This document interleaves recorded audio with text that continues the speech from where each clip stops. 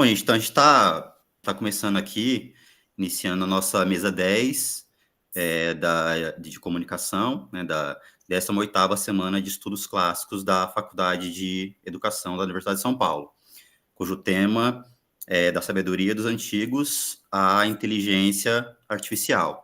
Bom, eu sou André Bertacchi, né? Agora eu sou professor de literatura e língua grega na Universidade Federal de Juiz de Fora, na Faculdade de Letras, né? Eu fiz toda a minha formação na USP, né? Na Faculdade de Letras, né? Onde eu fiz a graduação, mestrado e doutorado, né? E eu comecei a estudar esse autor, o Isócrates, no mestrado, né? Tanto é que essa fala vai dar continuidade a algumas questões que eu já tinha tratado no mestrado, né? E que eu quero voltar a explorar.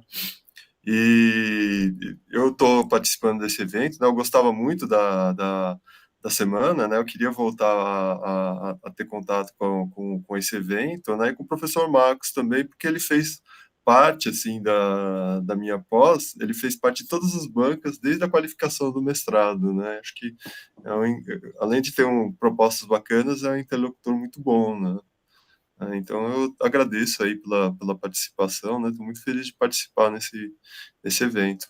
Bom, então, eu vou falar um pouco sobre o panegírico, né? Esse texto que eu estudei no meu mestrado, né? Eu vou retomar algumas questões de que eu já tratei quando eu fiz o meu mestrado, né? E ver se há uma contradição entre o início e fim do panegírico, né? Porque parece, assim, o Isócrates parece se contradizer, né? Nessas duas partes do seu discurso, né? Então vamos começar. Ó, no começo ele vai dizer, né? Não ignoro que muitos dos que professam ser sofistas se lançaram sobre esse tipo de discurso, né? Um discurso político, né? Falando sobre a união da Grécia e uma guerra, mas espero distinguir-me de tal maneira que nada pareça ter sido dito pelos demais a esse respeito. Ao mesmo tempo, julgo que os mais nobres discursos são aqueles que, tratando de assuntos mais importantes, exibem os que falam e são mais úteis ao que escutam, né? Esse é um deles, né? Então, ele abre o discurso dele de forma hiperbólica, né?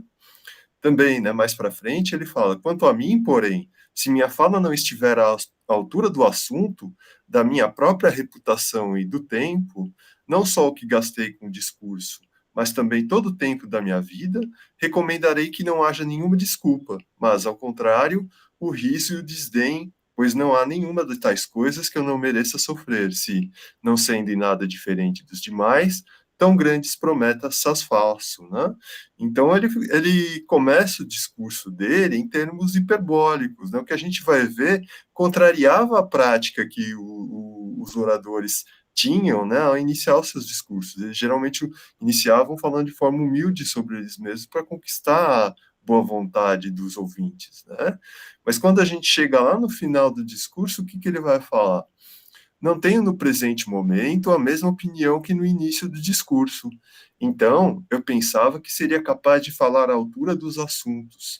Agora, contudo, estou aquém de sua grandiosidade, e me escaparam muitas das coisas que pretendi, né? Então ele fala que foi a promessa que ele fez, né, com esse discurso foram frustradas, né? Aparentemente frustradas, né? E como a gente pode entender isso?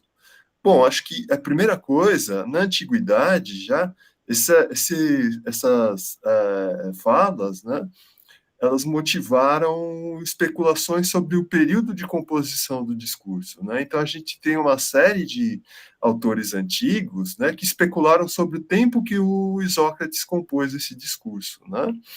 Então no Longino tem um fragmento de um historiador que é o Timeu falando assim que esse Timeu elogiando Alexandre, né? Ele vai falar que ele, né, Alexandre o Grande, conquistou a Ásia em um menor número de anos do que demorou Isócrates para escrever o panegírico contra os persas, né? Também exortando a mesma conquista da Ásia pelos gregos, né? Quer dizer, demorou menos tempo para Alexandre com os gregos conquistarem a Ásia do que Isócrates para escrever um discurso sobre o mesmo motivo, né? É um fragmento, mas de certa forma zombando, né, dessa lentidão do Isócrates, né? Outro autor, Dionísio de Halicarnasso, Isócrates, como mostram os que escrevem, quer dizer, que atribuem a ele um menor tempo, né, compôs o discurso panegírico em 10 anos, pelo menos em 10 anos, né? Tem gente que atribui maior tempo ainda, né? O Quintiliano, né? O tempo deve ter um limite, pois que se diga-nos que a Esmirna, né? Esse Sina compôs o poema Esmirna tenha sido escrito em 9 anos, e que o panegírico de Isócrates tenha sido composto na mais baixa estimativa em 10 anos, né? Quer dizer, também demorou pelo menos 10 anos. Nada disso é possível ao orador, para o qual não haverá nenhum auxílio se for tardio, né? Você precisa escrever sobre as questões que são contemporâneas, né? Aqui, de novo, né? Também tem uma vida do Isócrates que ele fala que compôs em 10 anos, né? Ou maior parte das testemunhas em 10 anos, mas alguns em 15, né? Então, essas falas, né, primeira coisa, motivaram uma especulações biográficas, né, sobre a composição do discurso. Né? Quanto tempo demorou para compor o discurso? Né? Claro, isso fazia parte da prática desses biógrafos antigos, né, que construíam as vidas dos autores a partir dos próprios escritos. Né? O Isócrates não está falando exatamente sobre o tempo que ele compôs, né, mas ele está falando sobre a vida dele, né, o grande empenho que ele colocou. Né, vai valer não só o tempo da escrita, mas de toda a vida dele. Né, então, falando que ele deposita grandes esperanças, né? Mas isso foi tomado pelos biógrafos como uma indicativa de quanto tempo ele demorou para compor, né? Daí eu acho bom trazer o que fala o Massarakia, né, que é um comentador, trata-se certamente de dados que não têm fundamento fora o desejo de fornecer um número hiperbolicamente indicativo, né? Então, isso a gente não pode considerar, né, o tempo dele, a partir desse início e desse final do panegírico. Né? Então, como a gente vai entender? Né? E acho que coloca um problema justamente porque contraria a prática de como se compunham os discursos na antiguidade. Né? Já no tempo de Sócrates, se percebia como necessário que, ao abrir o discurso, se fizesse necessário conquistar a benevolência do ouvinte. E isso se fazia quando o orador falava de modo mais humilde sobre si próprio. Né? Daí aqui o Lausberg, né, que é um autor contemporâneo, mas que sintetiza essa teorização retórica da antiguidade também, né, ele vai falar assim, o breve início da fala, né, a parte que trata do começo do discurso, né, o exórdio, o proêmio, deve direcionar a atenção, a disposição para acolher e a benevolência do juiz. Então, uma das coisas que a gente precisa conquistar no começo do discurso é a benevolência do juiz, tornar o ouvinte benevolente com o nosso discurso, né? A benevolência do juiz para a causa da parte representada no discurso, né? O que é especialmente difícil nos graus mais fracos de credibilidade, né? E a gente vai ver, no tempo de Sócrates, ainda essa teorização retórica estava sendo sistematizada. Né? Mais para frente, isso vai se tornar quase uma regra. Né?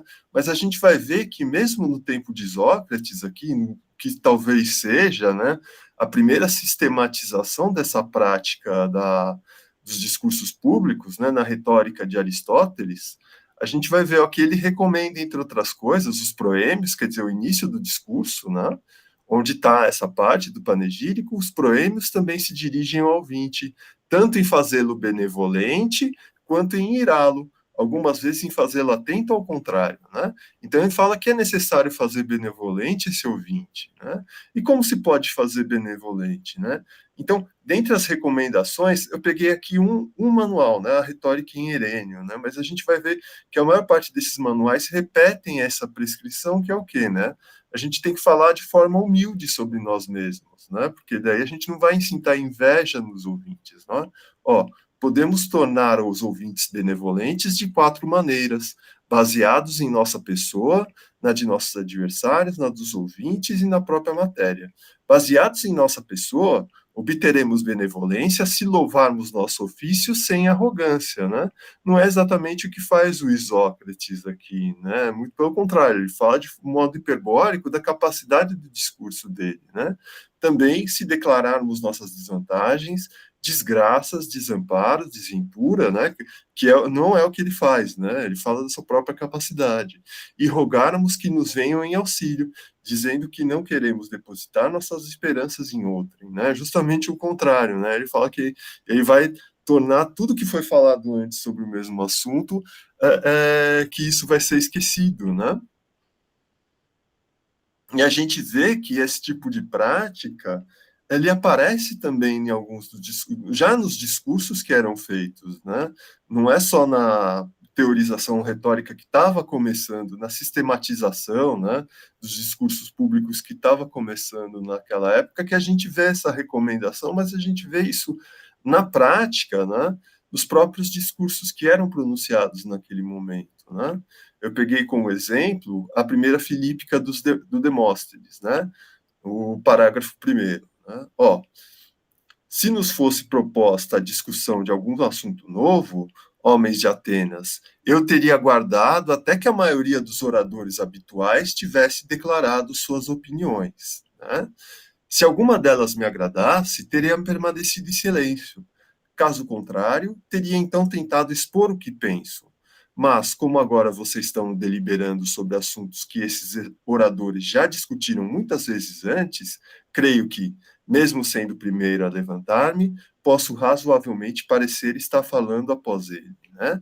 Então, vê, ele toma o cuidado de falar, né, não se mostrar alguém arrebatado, né? Não se mostrar alguém que se coloca numa posição superior aos seus ouvintes, né? Ele começa o discurso justamente tendo todos esses cuidados para não parecer arrogante, né? Claro, para que isso, né? Os rhétores, né, um pouco posteriores, vão dizer o quê, né? Para conquistar a benevolência dos seus ouvintes, né? Para não despertar a inveja neles, para conquistar a boa vontade deles, né? Outro discurso aqui, outro exemplo, Lísias, né, o discurso 12, né, o contra Eratóstenes, né, no parágrafo terceiro também. Então, lá no começo do discurso também, onde é dito que você precisa conquistar a benevolência dos ouvintes, o que ele fala? Quanto a mim, caros juízes, nunca tendo me envolvido em qualquer processo, seja por minha própria conta ou por outros, agora fui obrigado pelos acontecimentos a acusar esse homem. Vê, ele só toma a fala porque ele foi obrigado. Né? Ele fala assim: eu nunca participei de nenhuma dessas questões, nenhum desses processos. Por isso, muitas vezes, fui dominado por um grande desânimo, temendo minha experiência, que minha inexperiência me levasse a falhar em apresentar uma acusação digna e competente em nome do meu irmão e meu próprio. No entanto, tentarei expor o assunto desde o princípio, da forma mais breve que puder. Né? Enquanto Isócrates fala que ele vai deixar todos os outros oradores para trás, né, pela competência dele falar, né, pelo menos lá no começo, aqui o Lísias não, ele fala que ele é dominado pelo desânimo, né? Quer dizer, ele está sem coragem para falar, né? Ele só está falando porque ele está sendo obrigado. E ele fala da inexperiência dele, né?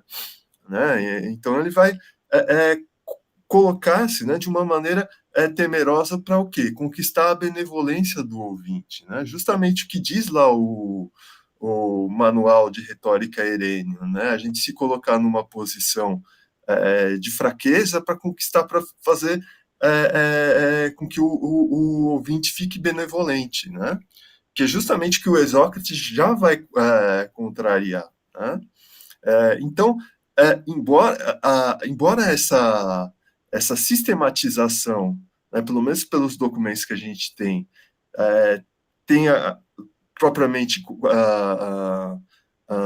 legado a recomendação de se mostrar fraco, se mostrar inferior para um período posterior, a gente já vê que na prática isso era utilizado pelos autores que escreviam discursos públicos na época do Isócrates, né? Lísias é contemporâneo de Isócrates, né? Demóstenes é um pouco posterior, mas ainda como Isócrates teve uma longa vida, eles vão também conviver, né? Aí o Isócrates contraria isso no panegírico, né? Acho que é interessante a gente pensar por quê, né? Ele contraria no começo, mas depois ele revê sua posição. Né? E por que a gente pode pensar isso? Né? acho que uma questão, né, é ver o que acontece lá no final, né? Ele começa o discurso falando em termos hiperbólicos para aguçar, né, o interesse dos ouvintes, né? Mas e lá no final, o que que acontece, né? Ele revê aqueles termos, né? Ó, não tenho no presente momento a mesma opinião que no início do discurso. Então eu pensava que seria capaz de falar à altura dos assuntos. Agora, contudo, estou aquém de sua grandiosidade, né? E me escaparam muitas coisas que pretendi, né? Então ele renega, né? Fala que não foi capaz, de determinado discurso, ele fala que não foi capaz de falar como ele havia prometido. Mas o que, que isso quer dizer? Que ele falhou com o discurso? Eu acho que não. Quando a gente lê a sequência, né, desse texto, a gente entende um pouco melhor qual que é a estratégia que o Isócrates está usando aqui. Ó, ele fala então assim, ó, sois vós, pois, que deveis me auxiliar a ver quão grande prosperidade poderíamos alcançar, né? Se dirigíssemos, quer dizer, o tema, né, a proposta do discurso, né, se dirigíssemos à guerra que agora lutamos entre nós contra os povos do continente e se transportássemos a prosperidade da Ásia para a Europa, né? Então, a proposta, mas olha o que ele vai falar, ele transfere o encargo agora para os próprios ouvintes, né? Sois vós, né? Quer dizer, aqueles que me ouvem, que devem concretizar essa proposta que eu fiz no meu discurso. E vós não deveis ir embora como se fossem simples ouvintes. Ó, não são eles apenas simples ouvintes, mas aqueles capazes de agir devem mutuamente exortar-se a tentar reconciliar nossa cidade à dos lacedemônios. E os que discutem os discursos devem parar de escrever a respeito da fiança e acerca de outras futilidades de que agora se ocupam, e tentar competir com este discurso e investigar como falar melhor do que eu a respeito dos mesmos assuntos, né? Quer dizer, ele exorta também os outros a falar e a fazer a mesma coisa, tentar a fazer a mesma coisa que ele promete lá no começo do discurso, né? Tentar fazer parecer com que o próprio discurso não tenha falado nada a esse respeito, né? Quer dizer, então acho que ele apresenta os melhores argumentos no discurso, mas no final ele não está renegando aquelas promessas, mas ele está achando um jeito de realizá-las. E como? Concitando, né, os seus ouvintes a, a, a agir, né? Então, aqueles capazes de agir devem tentar, por suas próprias ações, né, realizar os objetivos do discurso, né? E os que são capazes de falar devem apresentar os mesmos argumentos, né? Assim como o próprio discurso, né? Então, também aqui no final, uma estratégia para ver realizada aquelas coisas que foram faladas durante o decorrer da fala, né? Daí eu acho que tem muito a ver com a própria com a própria ideia que o Isócrates tinha da arte do discurso, né? A gente vai ver isso no texto dele, que é o Contra os Sofistas, né? Ele vai falar, Isócrates, além de escrever discurso, ele caracteriza, né, a vida dele como a vida de um professor, né? Então ele ensinou os outros, né? E em parte desse ensinamento era fazer eles falarem bem, né? É, e daí ele vai falar o quê, né? Que a tarefa do professor é o quê? Ó, né? O professor deve oferecer a si mesmo, né?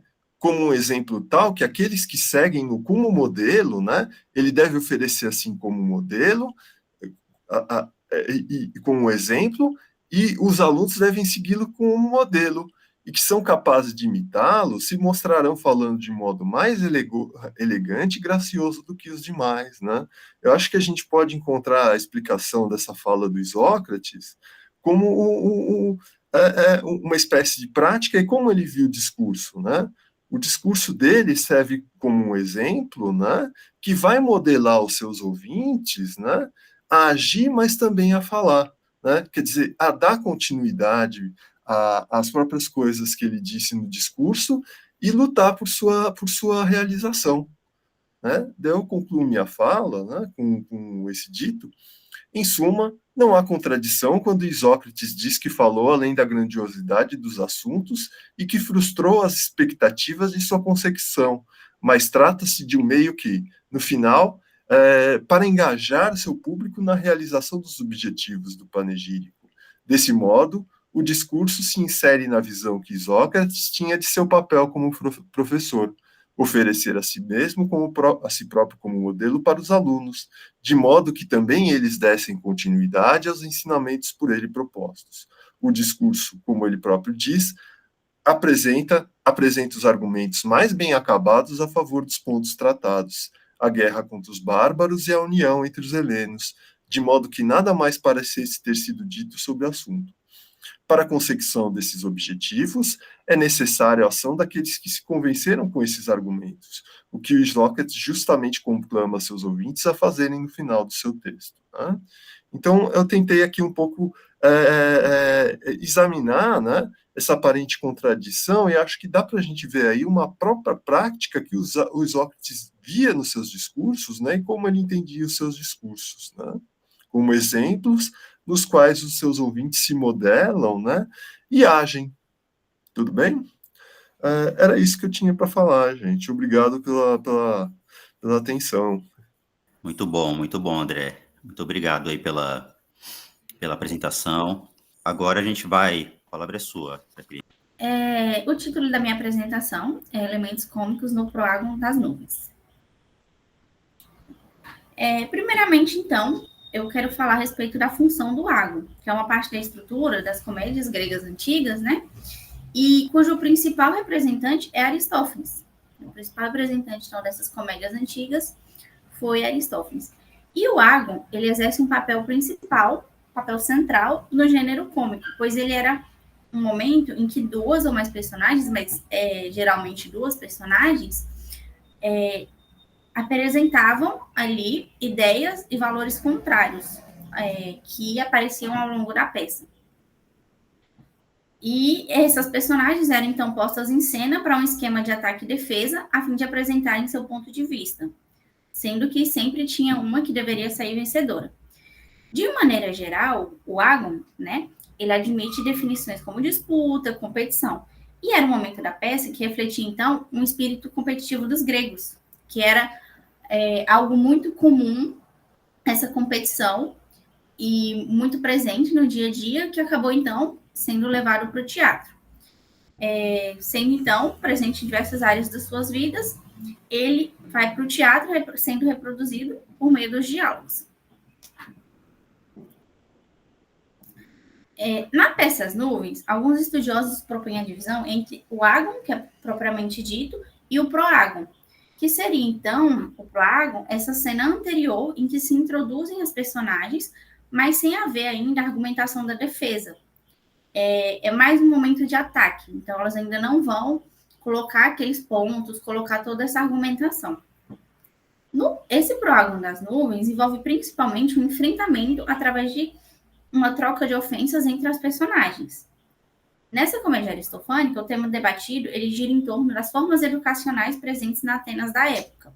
Então, a gente tinha a educação tradicional, a educação chamada de antiga, e novas formas de educações que estavam surgindo, que vão ser representadas aqui na peça pela figura de Sócrates e pelo debate do raciocínio injusto. Então, essa temática educacional ela é semelhante à primeira peça de Aristófanes, que é Os Convivas, da qual só nos restam alguns fragmentos. Na peça dos Convivas, seria a história de um pai que educou dois filhos de maneira distinta. Um dos filhos foi educado nos moldes da educação tradicional, e o outro, segundo a nova educação. Então, é uma temática também recorrente nessas peças de Aristófanes. Já nas nuvens, o enredo é sobre um camponês que deseja que seu filho aprenda uma forma de raciocínio que ele ajude a escapar das dívidas. Então, ele entrou nas dívidas já por conta do filho dele, porque o filho dele é apaixonado por cavalos, e aí agora ele quer que o filho vá para o pensatório para poder aprender as formas de raciocínio, ou se não puder aprender as duas, que ele aprenda pelo menos o raciocínio injusto, para poder enrolar, então, as pessoas a quem ele deve. Para isso, então, ele leva o filho ao pensatório e, com isso, o poeta traz para a ação dois personagens, o raciocínio justo e o raciocínio injusto. O raciocínio justo representando a educação antiga e o raciocínio injusto simbolizando, então, as novas formas de educação que surgiam na Atenas. A antiga educação, ela vai prender para o lado do agon físico. O raciocínio justo, que defende essa educação, ele volta-se mais, então, para aquela questão da virilidade, para uma formação de guerreiros. E não tem tanto o foco no desenvolvimento da fala. As novas formas de educação, como a sofística, né, que é representada também, elas visavam o aprimoramento da fala, voltando-se, assim, para algo mais intelectual, mais filosófico. E por meio dessa oposição entre os dois, o poeta faz uma crítica aos novos modelos de educação que estariam mudando os valores dos jovens. Então, a gente pode ver aqui na entrada dos personagens, com o Proágon, e só para destacar que esses trechos... que esses trechos são de minha tradução, que eu fiz visando uma adaptação para também tentando encaixar para que seja engraçado também no nosso contexto, certo? Então, o raciocínio justo fala: chega para cá, já mostra para o povo, mesmo sendo um cabra da peste. E o raciocínio injusto responde: vá para onde quiseres, que muito mais te derrotarei, falando entre a multidão. E tu me derrotarás, está se achando quem? Aí ele, a opinião, certamente, a Michuruca. Além da comicidade que a gente tem presente já no ato aqui das ofensas que minoriam o outro, como cabra da peste e Michuruca, a gente ainda pode identificar alguns elementos constitutivos que estão presentes tanto no tratados Lilianos, como também são referidos por Bender, e que fazem parte, então, constituem, então, um enredo cômico. O primeiro que podemos citar, que Bender exemplifica em seu trabalho Comédia e Riso, como as Tesmoforiantes, é o engano, que nessa peça ele ocorre com um homem que se disfarça de mulher para participar de uma assembleia feminina. Ou, se a gente quiser dar um exemplo latino, tem Anfitrião de Plauto, em que os deuses se disfarçam de homens. Aqui no Proágon das Nuvens, não ocorre esse disfarce em uma outra personagem, não é o engano propriamente dito, mas a menção, a possibilidade dele. Então, o raciocínio injusto, afirmando que ele conseguiria enganar a plateia e assim convencer o público do objetivo dele, né? Então, o raciocínio justo fala: eu te derrotarei feiamente. E o injusto, fala aí, fazendo o quê? Raciocínio justo, falando coisas justas. E aí o raciocínio injusto, contudo, contradizendo, as confundirei, pois afirmo sequer existe justiça.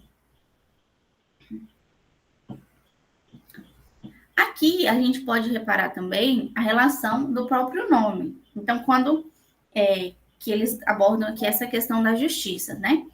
O raciocínio justo, ele carrega no próprio nome, de Caius Logos, né, no de Caius, a justiça com qual ele acredita que vencerá o raciocínio injusto. E o raciocínio injusto, por sua vez, ele carrega no próprio nome, né, com a negação do a negação também da justiça, que ele afirma não existir. Então, aqui tem toda essa questão que eles representam pelo nome e o engano, que é a ideia de que ele vai poder, ali por meio das palavras, confundir o público.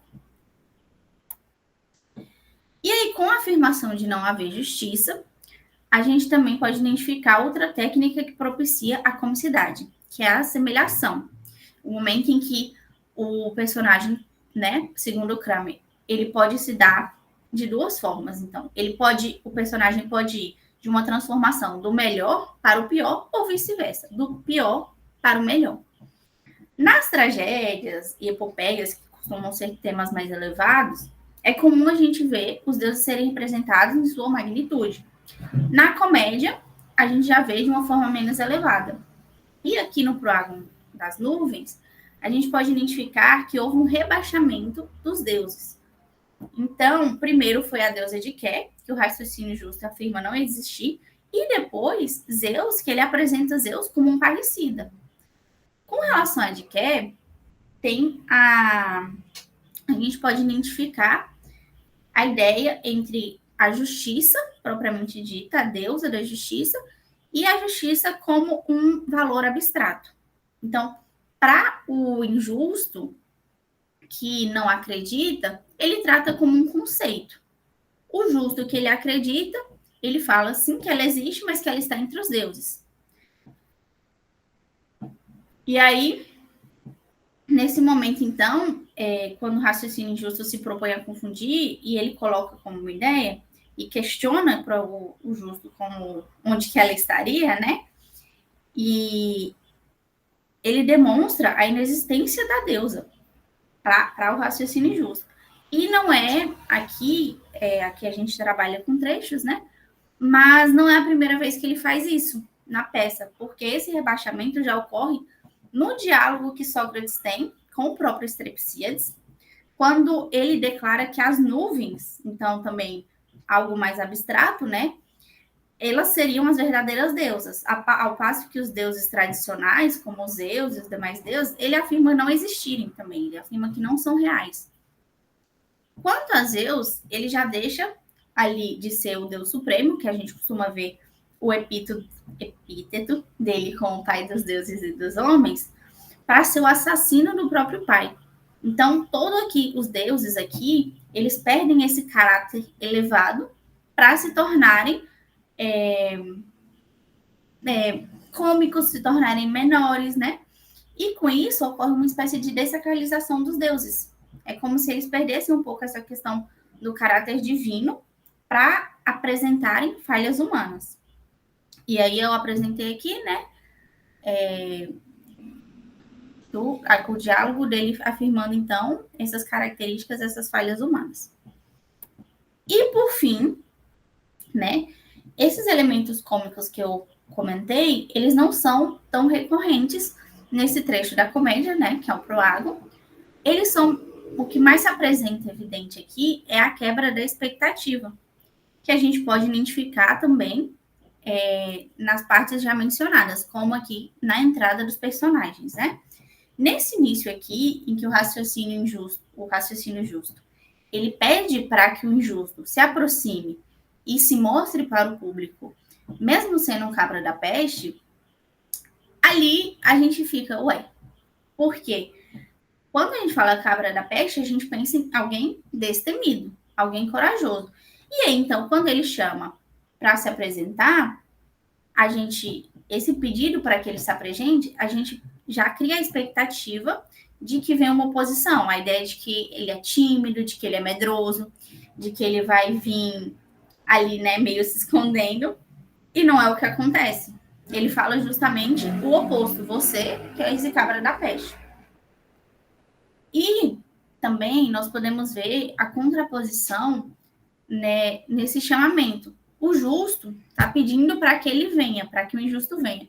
O injusto pede para que ele vá. Então, toda essa construção, esse jogo de um fazer algo e o outro fazer o oposto, ou fazer diferente daquilo que se esperava, criando, então, essa quebra de expectativa no público. E aí aqui, né, também a parte principal, que é a parte da ofensa. Quando, no momento de ataque entre eles, o raciocínio justo ofende, né? E o raciocínio injusto fala para o justo: és um velho gagá e desajustado. E o raciocínio justo corresponde ali à altura. Ele também devolve como ofensa: és um devasso e sem um pingo de vergonha. Mas aí, o raciocínio injusto começa a responder como quem está recebendo isso como elogio. E aí ele fala: tá me floreando. E o raciocínio justo continua: e o charlatão. E o raciocínio justo: coroa-me com lírios. E um parricida: ele não tá vendo que me cobre de ouro? Ele só que não, meteria chumbo antes deste. Ele, pronto, tá aí um enfeite para mim. Então, a todo momento, a gente pode perceber esse ataque do raciocínio justo para com injusto, mas um ataque que não tem, que não gera frutos, né? Não gera o que ele gostaria. Porque em vez de ofender o seu oponente nessas tentativas, na verdade, o oponente acaba recebendo como uma forma de elogio. E essa quebra de expectativa que é defendido, além do engano, também da assemelhação, que são as técnicas utilizadas para gerar o riso. Então, vai construindo vai juntando as informações, construindo toda aquela expectativa, toda aquela sensação, e ele não corresponde. Com relação à atualidade, e aí eu coloquei para aproveitar o tema que a gente tem falado, esse é um trecho que eu considero importante para a gente trabalhar com estudos em sala de aula, porque essa relação entre o que se fala, o que se entende e o que isso pode provocar é muito frutífero em questões de interpretação, estudo de interpretação, estudo de ironia, estudo de sarcasmo, porque toda essa questão tecnológica que a gente tem vivenciado, né, de textos mais rápidos, mais diretos, tem mostrado que tem dificultado essa questão da interpretação. E aí é muito frequente a gente ver, às vezes, a pessoa comentar, responder com uma ironia, um comentário, e a outra pessoa não entender que, na verdade, não é isso que ela está querendo dizer. Ou, às vezes, entender também e responder da mesma forma, né? Com ironia. Então, eu acredito que é um corpus bom para o estudo dessas características e para mostrar também como que dá para gerar o cômico, né? Com essas contraposições. E, bom, aqui estão as minhas referências e é isso. Agradeço. Bom, muito obrigado aí, Jaqueline, pela apresentação, dando prosseguimento aqui à nossa comunicação para a minha parte, né? Para minha apresentação. Bom, antes de iniciar, né, me apresentar brevemente, meu nome é Eric Miranda e eu sou pesquisador de mestrado do programa de pós-graduação da Faculdade de Educação da Universidade de São Paulo, e eu também sou professor de filosofia há cerca de 10 anos na rede pública de educação aqui do estado de São Paulo, né?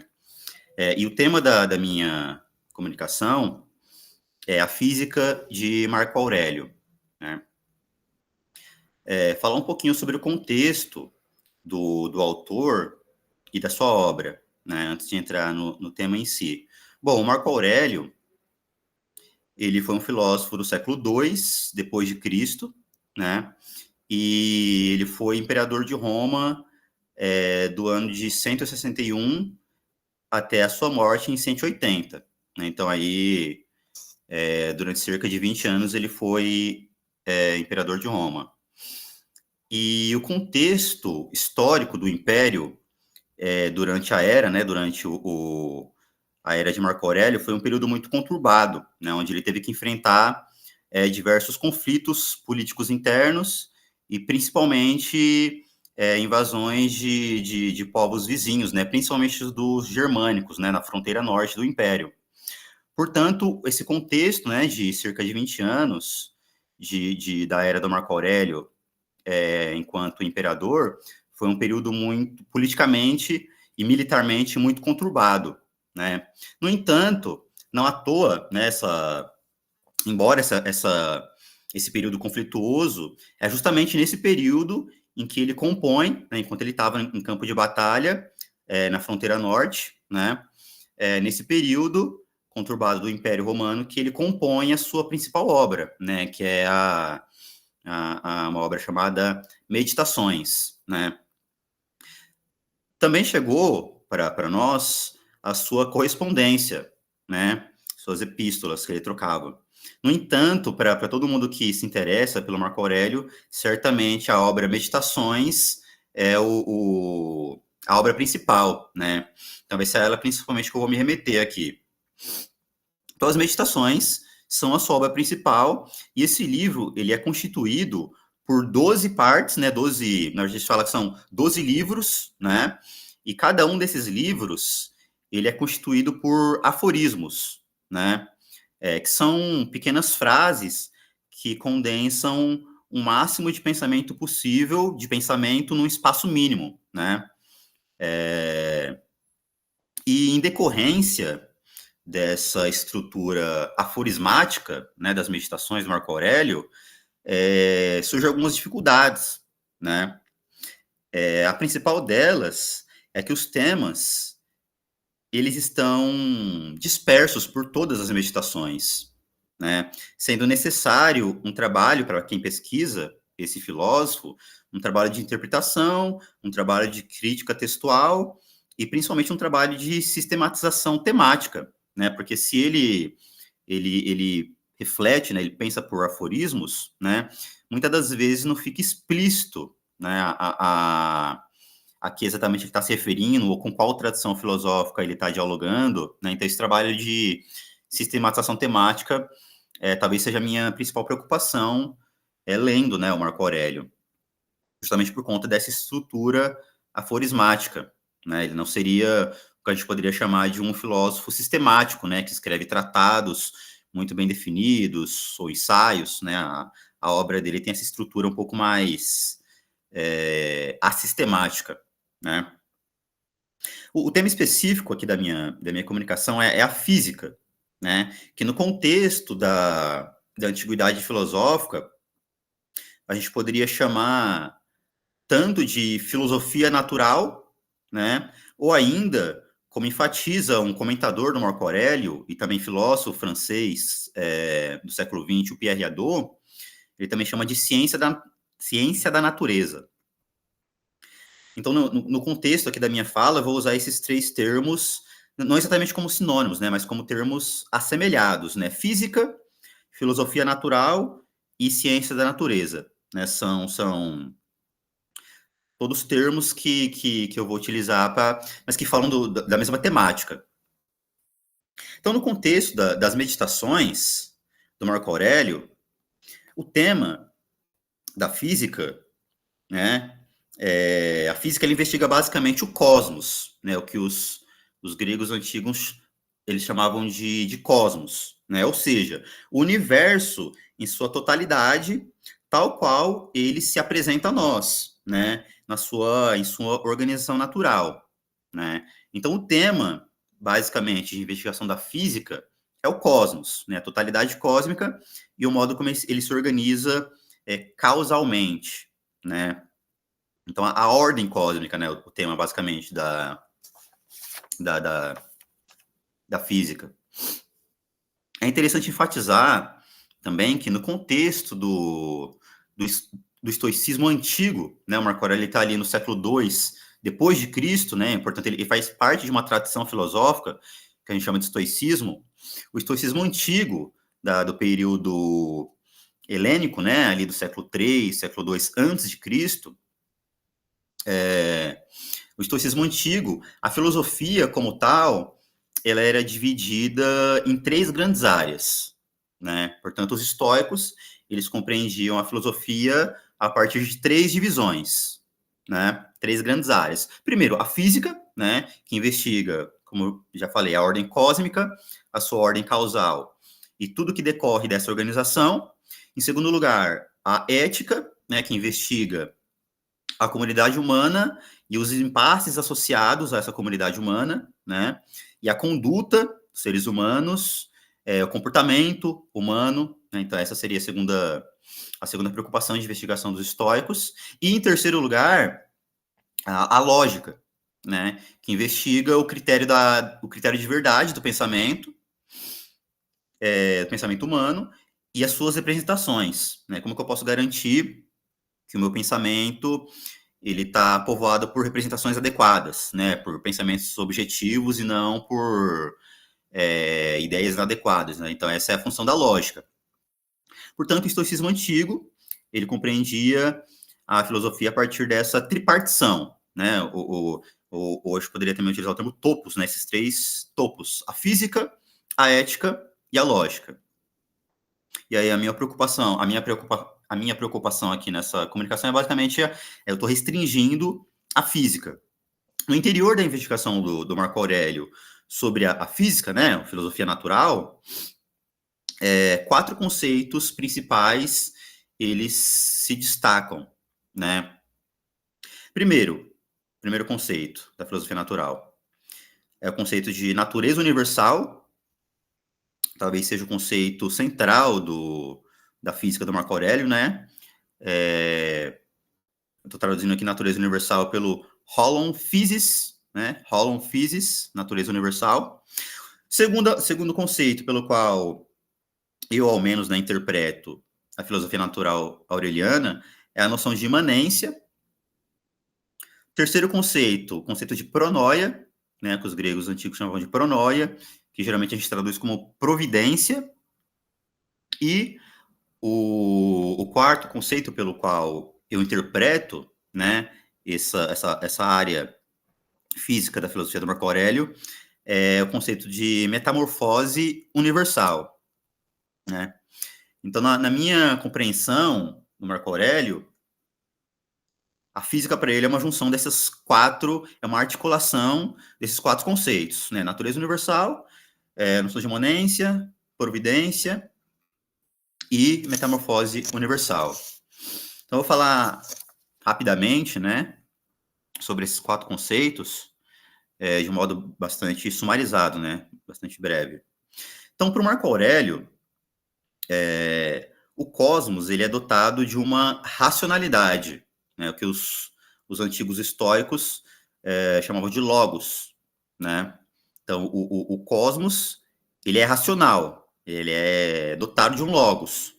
Essa razão, né, esse logos que rege o universo, impõe uma causalidade determinada, né, o modo como as coisas funcionam, né? Ou seja, todo efeito ele tem uma causa específica e que lhe concede uma certa inteligibilidade, né? Então, o modo como você conhece um acontecimento, um fato natural, é através das suas causas, né? Então, a física, o cosmos, ele é organizado causalmente, né?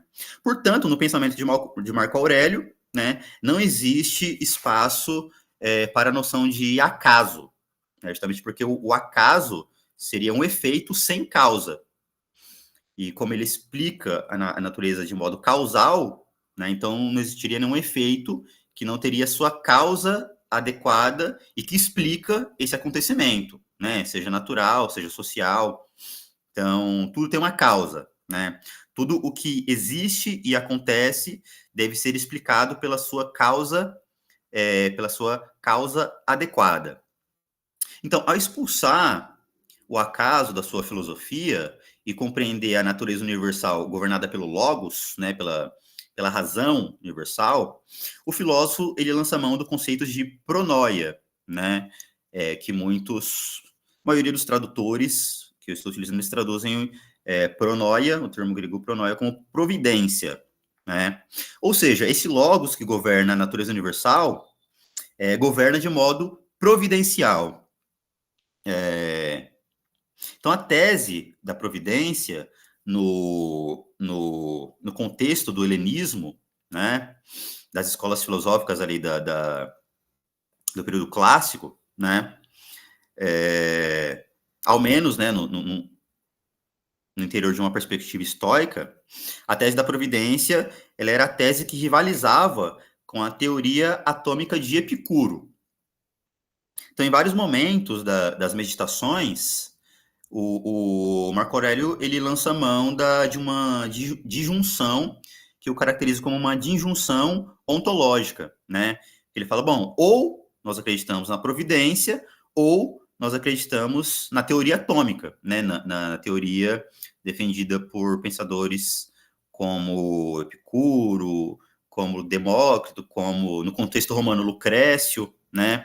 Mas essa disjunção, providência ou átomos, na verdade, ela é a formulação de uma disjunção ou ordem ou acaso, né? Então, a tese da providência, ela se coaduna com essa compreensão de que o cosmos ele é ordenado, ele é uma ordem, né?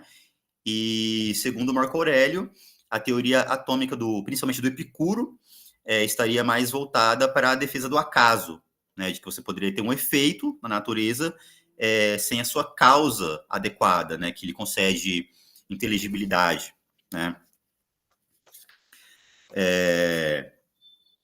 Então, a minha interpretação da obra Meditações me leva a acreditar que a natureza, tal como ela é concebida por Marco Aurélio, é uma natureza imanente, né? O que significa dizer que a natureza ela é uma substância infinita e única, né? Ou seja, eu quero dizer com esse conceito de imanência, não existe no interior dessa compreensão filosófica um ser transcendente que tenha criado a natureza, que tenha criado o mundo, né? Tudo que existe no cosmos deve ser compreendido em sua conexão necessária com essa substância infinita, que é a natureza universal, né? Regida, governada por uma racionalidade que os gregos chamavam de logos, né? Essa natureza universal e imanente, ela não é estanque, né? Mas ela está submetida ao que o filósofo chama de metamorfose universal. Metamorfose universal. Ou seja, todos os seres existentes, eles estão em constante movimento e se transformam a todo momento, né? Então, portanto, aqui eu indicaria que o estoicismo, né, enquanto escola filosófica, e particularmente o Marco Aurélio, são herdeiros do pensamento de Heráclito, né? Principalmente o Heráclito também tinha essa compreensão do movimento como constituindo a essência da realidade, né? Então, essa tese da metamorfose universal tem muita conexão, né, com a filosofia pré-socrática, né, o que nós chamamos... convencionamos chamar de filosofia pré-socrática. Então, por exemplo, a própria morte, né, dos indivíduos, das pessoas, para o Marco Aurélio, deve ser compreendida no interior desse tema da metamorfose universal, né, como um fato da natureza, né, como uma transmutação dos elementos primordiais que nos constituem, né, enquanto seres humanos. Então, só para encerrar aqui, a natureza, para Marco Aurélio, ela é uma substância infinita e imanente, dado que ela não foi criada por nenhum ser transcendente, que esteja fora da natureza, né? E nem terá um fim determinado, mas está submetida a uma metamorfose universal, ou seja, de tempos em tempos, ela se autodestruirá para recomeçar um novo ciclo, né, da natureza. Aqui eu estou fazendo referência ao conceito estoico de ekpirose, né? Ekpirose, que significa a conflagração cósmica através do fogo, né? Aqui o elemento natural do fogo, ele tem uma centralidade na filosofia dos estoicos e particularmente do Marco Aurélio muito central, né? Então esse conceito de ekpirose, ele significa justamente isso, a conflagração cósmica da natureza, né? A destruição da natureza pelo fogo, mas não a natureza que represente um fim, mas justamente um recomeço do ciclo cósmico, né? Então essa substância infinita e imanente, ela possui uma inteligência divina, né, da qual as inteligências humanas particulares participam em alguma medida e que determina providencialmente a ordem de causalidade, né? Nada no mundo acontece sem a participação atual e ativa dessa substância. Bom, eu acho que é isso. Então eu também encerro por aqui a minha comunicação.